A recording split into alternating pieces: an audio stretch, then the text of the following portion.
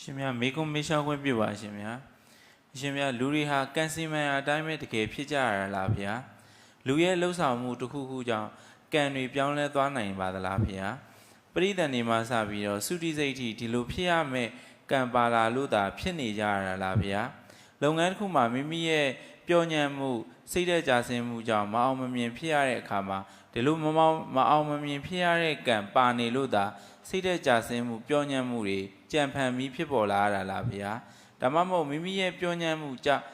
စိတ်ဓာတ်ကြဆင်းမှုကြောင့်အောင်မြင်ရမယ့်ကံဟာပြောင်းလဲပြီးမအောင်မမြင်ဖြစ်သွားတာလားဗျာဖြေချပေးတော်မူပါဗျာအရာရာကိုကံမပုံချနဲ့လေနော်တော့ပိစုတ်ပံအကြောင်းတရားတွေလည်းအများကြီးပါတယ်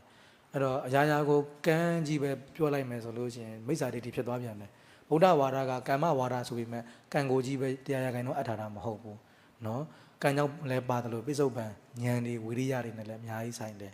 နော်ကံဉာဏ်ဝိရိယအများကြီးဆိုင်တယ်ကျွန်တော်တို့တခါဟောဖို့တယ်အကျိုးပေးတယ်ဆိုတဲ့နေရာမှာကုသိုလ်ကံတွေရှိပေမဲ့ကာလဝိပတ္တိဖြစ်နေလို့ရှိရင်အဲ့ဒီကုသိုလ်ကံအကျိုးပေးလို့မရဘူးဘောလားဂတိဝိပတ္တိဖြစ်နေဥပမာသူ့မှာကုသိုလ်တွေလုပ်ထားခဲ့တယ်ဒါပေမဲ့သူကငရဲကိုရောက်သွားတယ်ဆိုရင်သူ့ကုသိုလ်ကံတွေကအကျိုးပေးအခွင့်မသာဘူးလေဂတိဝိပတ္တိဖြစ်နေလို့သဘောလားမသိဘူးနော်ဥပမာအကုသိုလ်တွေလုပ်ထားတဲ့လူတယောက်ကဒါပေမဲ့သူကကုသိုလ်ကံကြောင့်လက်ပြရောက်သွားတယ်ဆိုရင်အဲ့ဒီအကုသိုလ်ကလက်ပြမှာအကျိုးပေးလို့မရပြန်ဘူးဂတိဝိပတ္တိလို့ခေါ်တယ်အဲ့တော့သူကာလတံပတ္တိဂတိတံပတ္တိတွေဖြစ်မှသာအကျိုးပေးလို့ရတာလေနော်အဲ့လိုမျိုးသူကတံပတ္တိတရားတွေပြည့်စုံမှအကျိုးပေးနိုင်တာအဲ့တော့ကြောင့်ကုသိုလ်ကံတွေရှိတော်လဲပဲအကြောင်းမတိုက်ဆိုင်ရင်မပေးနိုင်သေးဘူးအကုသိုလ်ကံတွေရှိပေမဲ့လည်းပြစ္ဆုတ်ပံအကြောင်းတရားတွေမတိုက်ဆိုင်လို့ချင်းအကျိုးမပေးနိုင်သေးဘူးเนาะအဲဒါကြောင့်ဖြစ်သမျှအားလုံးကိုအကုသိုလ်ကံကုသိုလ်ကံလို့ပြောလို့မရအောင်သူပြစ္ဆုတ်ပံအကြောင်းတရားတွေအများကြီးရှိသေးတယ်เนาะအဲကြောင့်တခါတလေခုမှကြီးပွားမဲ့ကုသိုလ်ကံပါပေမဲ့လက်ရှိလုပ်ငန်းမကျွမ်းကျင်မှုเนาะဟာခေါ်မလဲเนาะလုံလဝိရိယမရှိမှုပြင်းတယ်ကြီးပွားမဲ့ကုသိုလ်ကံတော့ပါနေတယ်ဘယ်နေစရာငါဟောတယ်အသက်50ပြီလို့ရှိရင်ငါတတိဖြစ်မဲ့တဲ့ဘာမှမလုပ်ဘဲထိုင်အိတ်နေမယ်ဘာမှဖြစ်မှာမဟုတ်တဲ့အသက်50ဟုတ်တယ်မလားတက်50ကျန်တတိဖြစ်မဲ့ကံပါပါစေသူမှဘာမှမလုပ်ရင်ဖြစ်ကုန်မဖြစ်တာ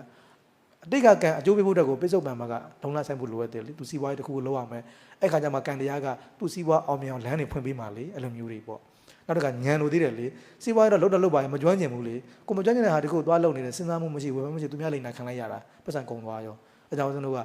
ဒီလိုအလိန်ခံရတာကိုကံလို့တော့မပြောနဲ့လေကိုလုပ်ငန်းမကျွမ်းကျင်တာထက်ပြောဦးလေနော်အဲကြောင့်ကျွန်တော်ကလုံလာတွေဉာဏ်ပညာတွေနော်ကံတွေဒီအားတွေအကုန်လုံးဆိုင်တယ်အဲကြောင့်အလုပ်တစ်ခုမှအောင်မြင်တိုင်းကံကိုမပြောနဲ့ကိုယ့်ရဲ့စီမံခန့်ခွဲမှုဉာဏ်ဖြစ်နိုင်တယ်အများကြီးရှိပါတယ်နော်ရှင်များမေကုံမေရှောင်းခွင့်ပြုပါရှင်ဗျာရဟန်းတော်များကိုရဟန်းတော်များပစ္စည်းလေးပါမဖိတ်ပဲတောင်းကောင်းတဲ့သူတွေကိုတိပြစီရှင်ဗျာပစ္စည်းလေးပါမဖိတ်ပဲနဲ့တောင်းကောင်းတာတော့အမိဘနဲ့ဆွေမျိုးတွေပေါ့နော်အမိဘတွေဆွေမျိုးတွေဆိုရင်တော့ပစ္စည်းလေးပါမဖိတ်လဲတောင်းလို့ရပါတယ်နော်ကျန်တာတော့မရဘူးပေါ့ရှင်မယဟန်တော်များထညက်တို့တရားလုံးတို့ညနေမိဝဲလို့အပ်ပါသလားဗျာထညက်တို့တရားတို့ကသူကဆေးထဲမှာပါတယ်အဲ့တော့တချို့ကဆေးဆိုလို့ရှိရင်ညနေပဲယဟန်တွေစားလို့ရတယ်ဆိုထင်နေတာတကယ်တော့မြတ်စွာဘုရားကဆေးဆိုရင်တော့မှသူကပစ္စယေတတိဆိုတာပါတယ်အကြောင်းရှိမှအကြောင်းဆိုတာဒီဆေးကိုဥပမာထညက်စားမယ်ဆိုရင်ဒီထညက်ဆေးလေအဲ့ဒါကိုစားကောင်းလို့စားလဲဆိုမလုပ်ရဘူးပစ္စဝကနာဆင်ခြင်ရတယ်ငါဒီထညက်ကိုဘာဖြစ်လို့စားမှလဲဆိုတာကိုအကြောင်းပြချက်တစ်ခုပေးရမယ်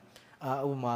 ဆေးတောက်ဖို့နော်ဆေးတောက်ဖို့ဆိုတော့အစာခံဖို့လိုနေတယ်အဲကြောင့်ဒါဘိုက်ယောဂမဖြစ်အောင်လို့နော်စာရင်ယောဂမဖြစ်အောင်လို့လီနာယောဂမထအောင်လို့ဒီတညက်ကိုစားပါတယ်ပေါ့အဲ့လိုမျိုးသင့်လျော်တဲ့ယောဂအကြောင်းပြချက်တစ်ခုရှိရမယ်မဆိုင်တဲ့အကြောင်းပြချက်တော့မပြနဲ့ပေါ့နော်ခြေထောက်နာတာနဲ့တညက်စားတာဘာမှမဆိုင်ဘူးလေနော်အဲ့လိုမျိုးမဆိုင်တဲ့အကြောင်းပြချက်တော့မပြနဲ့ပေါ့အဲ့တော့ဒီဆေးတောက်ရင်ဒီယောဂပြောက်မယ်ဆိုမှအဲ့ဒီဆေးကိုမိဝဲတင်တာပေါ့နော်အဲ့လိုမျိုး